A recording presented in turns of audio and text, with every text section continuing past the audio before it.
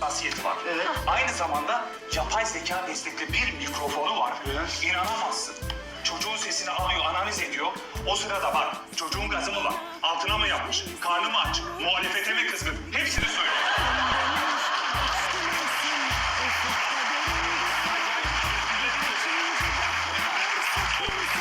Sadece ses verse yetmez mi yani? Sadece ses verisi olmaz. Niye olmaz biliyor musun?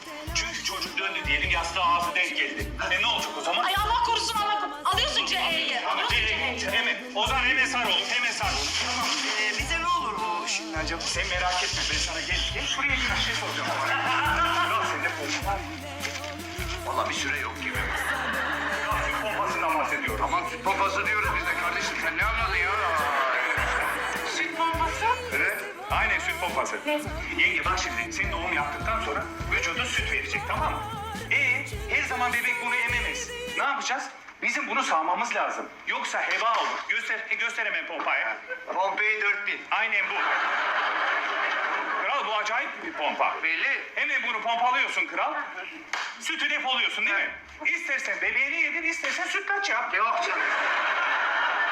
Yok artık sütlaç da yapmayız. Rasim. Ya bak çocuk